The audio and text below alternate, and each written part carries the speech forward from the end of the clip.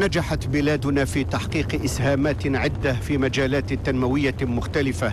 سعت بلادنا إلى تطوير قدراتها الاستثمارية بكفاءة واقتدار في مجالات متعددة من خلال اعتماد استراتيجيات جديدة في القطاع الفلاحي والقطاع الصناعي والقطاع الطرق والخدمات والميناء وتكنولوجيات العصر.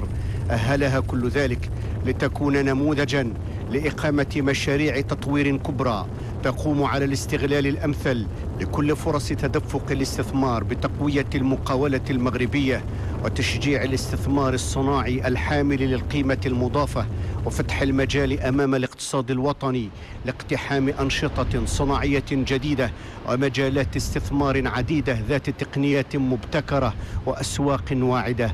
في هذا السياق تندرج انطلاقة أشغال بناء الميناء الجديد لآسفي، ورش كبير ومشروع استراتيجي يعزز البنية التحتية للنقل البحري الوطني. مشروع مينائي هام يدخل في إطار استراتيجية الوطنية للموانئ في أفق 2030 الهادفة إلى تعزيز حصة المغرب من سوق التجارة البحرية الدولية والرحلات السياحية، وإلى إدماج نظام الموانئ داخل شبكة حركة النقل الجهوي. كما يهدف هذا المشروع الكبير إلى المساهمة في ترسيخ التوازنات الجهوية للمملكة وتعزيز البنية الاجتماعية والبشرية ودعم تنافسية النشاط الاقتصادي. يدخل ميناء آسفي في قطب عبد دكالة كأحد الأقطاب المكونة الاستراتيجية الوطنية الكبرى، ويطمح بالأساس إلى مواكبة قطاع الطاقة والصناعة الكيميائية للجهة وإلى تطوير حركة النقل من صنف الحمولات الطاقية الكبرى والصناعة المعدنية. مشروع واعد بإجراءات متطورة تواكب الدينامية وتدعم القدرة على عرض منتوج تنافسي يستجيب لحاجيات المستثمرين وللطلب الدولي ولتعزيز المسار الاقتصادي، وينسجم مع التصورات السامية التي عبر عنها جلالة الملك حفظه الله في العديد من المناسبات برؤية تتسم بالوضوح ومفهوم وازن وفعال ينعش الاقتصاد ويعطي دفعة قوية للتنمية. ينخرط المغرب في إنجاز عدد من المشاريع المهيكلة المبرمجة في إطار استراتيجية وطنية للموانئ يتيح تفعيلها بلوغ مجموعة من الأهداف، أهمها التدبير الأمثل للرواج التجاري المينائي وتعزيز تنافسية الفاعلين الاقتصاديين. وتأتي هذه الاستراتيجية الرائدة التي تتعزز اليوم بإعطاء جلالة الملك انطلاقة أشغال بناء الميناء الجديد لآسفي وإعطاء انطلاقة أشغال بناء الموقع الصناعي المندمج الجديد، لتشكل حلقة وصل وخيطا ناظما لمختلف الاستراتيجيات القطاعية التي اعتمدها المغرب خلال العشرية الأخيرة. ويهدف الميناء المستقبلي والذي عبئت لمرحلته الأولى استثمارات تبلغ 4 مليارات درهم إلى مواكبة قطاع الطاقة والصناعات الكيماوية للجهة والإسهام في تطوير حركة النقل للحمولات الكبرى المرتبطة بالطاقة والصناعة المعدنية. وسيتيح تزويد محطة الطاقة الحرارية للمكتب الوطني للكهرباء والماء الصالح للشرب بحاجياتها من الفحم الحجري سواء في مرحلتها الأولى أو الثانية، وتوفير طاقة مينائية هامة قابلة للتوسع لتلبية الحاجيات المستقبلية فيما يتعلق بنقل واردات وصادرات المكتب الشريف للفوسفات وغيرها في مرحلة النقل في مرحلة ثالثة. يعتمد محور الفوسفات الجديد على البنية المينائية الجديدة لمعالجة تدفق الصادرات والواردات على المواد والمنتجات المرتبطة بتطوير هذا المحور. رصد المجمع الشريف للفوسفات مبلغا إجماليا قدره 3 مليارات درهم لبناء الأرصفة الموجهة لأنشطة المجمع بالميناء الجديد، والتي ستبلغ طاقتها الاستيعابية 14 مليون درهم. وبمجرد دخول محور الفوسفات حيز العمل يتم تأهيل الموقع الحالي إلى قطب تكنولوجي حقيقي يضم منطقة صناعية ومركزا لتكوين العاملين ومركزا للأبحاث والتطوير مخصص للتكنولوجيات الجديدة ومركزا لتكوين الكفاءات في مجالات الصناعة الكيماوية باستثمار إجمالي قدره 188 مليون درهم سيوفر تكوينا مهنيا لأزيد من 1200 مستفيد في تخصصات ترتبط بالصناعة الكيماوية. إنجازات هامة تضع لبنات جديدة على طريق تنمية محاور عديدة وحركية اقتصادية واجتماعية تهدف إلى تقوية الإقلاع وتسريع وتيرته.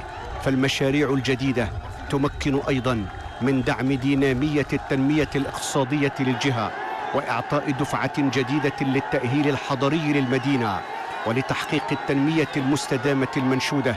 تم كذلك اتخاذ تدابير فاعلة من بينها إحداث شاطئ شمال الميناء الجديد لآسفي يكون فضاء ترفيهيا لممارسي رياضة ركوب الأمواج، كما سيمكن تحويل حركة نقل الفوسفات ومشتقاته نحو الميناء الجديد من تحسين إطار البيئة وشروط السلامة والصحة بمدينة آسفي.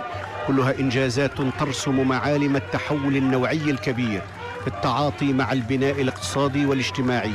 كلها مشاريع ترسخ النموذج المتميز للتنمية القائم على إنعاش القطاعات المنتجة، خلق المشاريع المهيكلة التي تستجيب لمواصفات ومعايير الأقطاب الاقتصادية الوازنة، وتحسين متواصل للعنصر البشري وفي مقدمته براعم المستقبل وشبابه.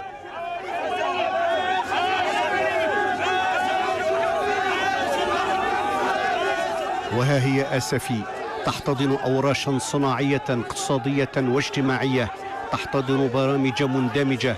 وها هو جلالة الملك محمد السادس حفظه الله يرعى في آسفي مختلف هذه المشاريع، يتتبع كل أطوار الإنجاز وكل مراحله وأدق تفاصيله، خاصة بالحاضرة المسفيوية التي يريدها جلالة الملك أن تكون رافعة حيوية في مسلسل الارتقاء الاقتصادي والاجتماعي، وفي إطار التزامه الاجتماعي والوطني، وانطلاقا من حرصه على تجسيد ثقافة المقاولة المواطنة والاضطلاع بأدوار طلائعية على المستويات الثقافية والاجتماعية والتربوية.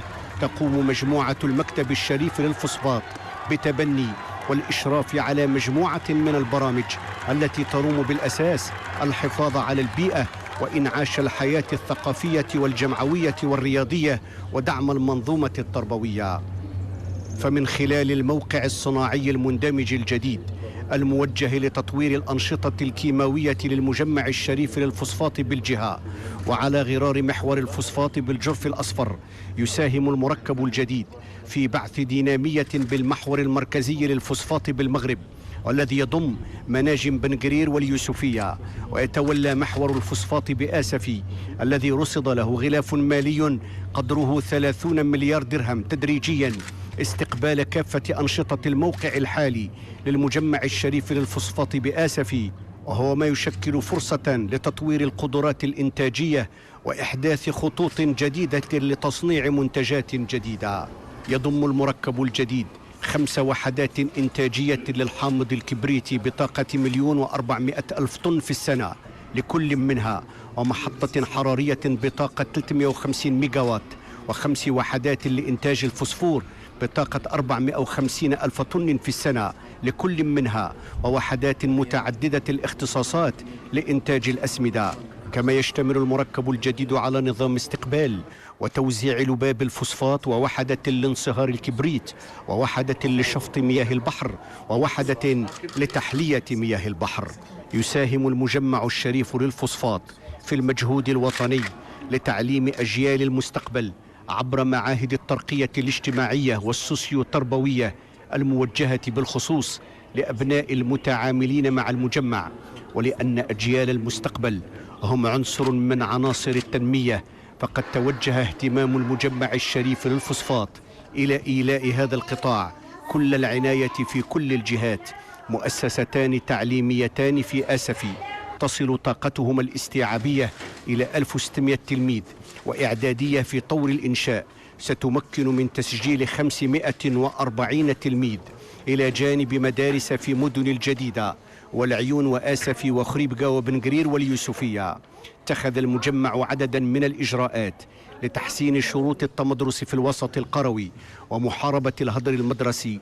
شرع المجمع في بناء مرافق صحية ب45 مدرسة قروية. معهد الترقية الاجتماعية والتربوية الذي أحدثته المجموعة خير مثال على التزامها بتوفير تعليم ذي جودة عالية تقوم على دعم الامتياز والتفوق. معاهد الترقية الاجتماعية والتربوية التابعة للمجموعة تندرج في إطار رؤية نوعية للتربية والتعليم لفائدة أطفال المستخدمين، تماشيا مع أحدث معايير الجودة المعتمدة في هذا الإطار.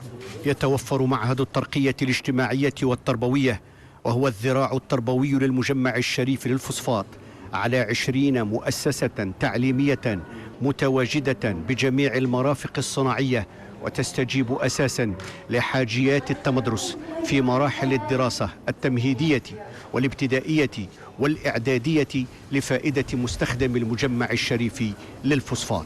وبحكم نشاط مجموعة المكتب الشريف للفوسفات على مستوى إقليم آسفي، تولي هذه المؤسسة أهمية خاصة للإقليم ولحاضرة عبدة على وجه الخصوص، على ضوء الدعم الذي تقدمه في عدة مجالات تعود فيها الأولوية للمجال الاجتماعي الذي ما فتئ يتعزز بفضل مجموع البرامج المرصودة في إطار المبادرة الوطنية للتنمية البشرية التي تعد المجموعة أحد أهم المساهمين في دعم برامجها.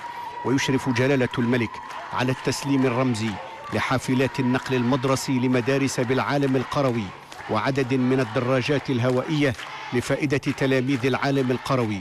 وقد تم اقتناء هذه التجهيزات من قبل المجمع الشريف للفوسفات لضمان ولوج سهل لتلاميذ العالم القروي لمدارسهم، وذلك في إطار عملية شمولية تهم توزيع 5000 دراجة هوائية و25 حافلة.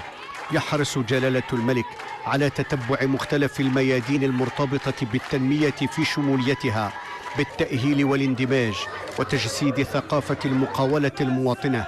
موقع صناعي مندمج ينجز باستثمار بلغ 30 مليار درهم، ميناء جديد عبئت له في مرحلته الأولى استثمارات قدرها 4 ملايير درهم، وانخراط قوي في دعم المنظومة التربوية بإقليم آسفي ضمن أنساق طموحة ومتدرجة ينال فيها المواطن الحيز الأكبر من الاهتمام الملكي السامي.